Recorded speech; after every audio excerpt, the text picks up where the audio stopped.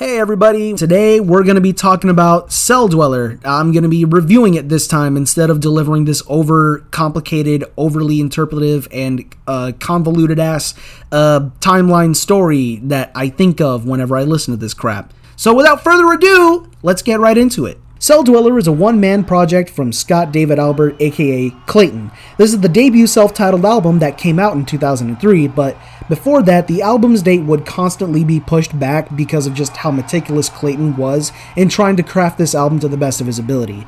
However, he kept his fans updated along the progress of the album, and when he released the track Symbiont in 2001, he released it just as a way for fans to try and remix the song. And I think it was to show a sign of good faith on his part, which I always like to see out of artists because it just shows the amount of love they have for their fans and the dedication they have to building up their fan base. So when I listen to the album itself, I can only describe it as what happens when Linkin Park gets their start in Blade Runner. Because this kind of album features more of those elements of early nu metal that Linkin Park would do on their album Hybrid Theory, but with a lot more emphasis on elements of industrial metal, electronic rock, and even just some straight up EDM music.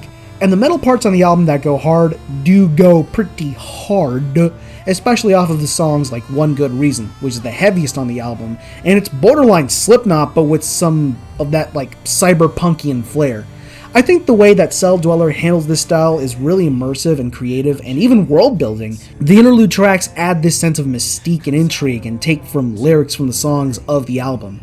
You can just tell that this album was truly just a labor of love for song crafting. Some of the best songs off of it are Symbiont, Switchback, The Last Firstborn, Own Little World, One Good Reason, Fade Away, and my personal favorite, which is probably the most subdued song on the whole thing, oddly enough, Welcome to the End. The subject matter of this album are themes of isolation, desperation, depression, loss, toxic relationships, mental health struggles, and even suicide. In spite of the vibrant sounds of it, it does deal in some legitimately heavy subject matter.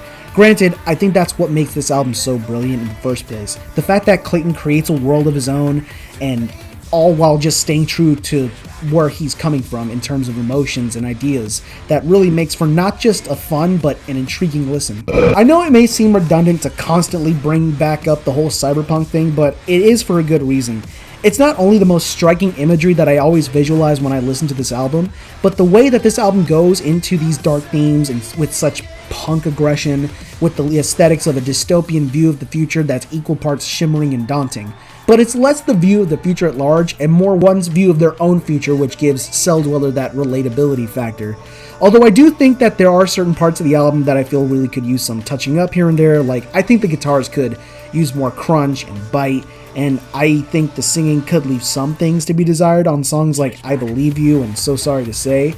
I'm not saying that these are bad songs or anything like that, but in the end, even with the respectful amounts of meticulousness that Clayton put into this project, I still think there's some stuff I would have liked to see him do more on. But what matters is not so much what's in the album as much as the overall execution of it, and because of my listening to this thing over and over again, I've gotten a newfound appreciation for Celldweller and Clayton's musical approach to begin with. Check it out if you're a nu metal fan or an electronic fan, or both. Thank you guys so much for watching this review. If you like what you see and you want to see more, be sure to like, comment, and subscribe, or don't. I don't care. Okay, I maybe do care a little, but be sure to follow me on Twitter, and if you guys really want to help, because it helps even more, be sure to go to my Patreon for a one-time or monthly donation of $3. That about wraps things up here, and I'll see you guys next time. Peace.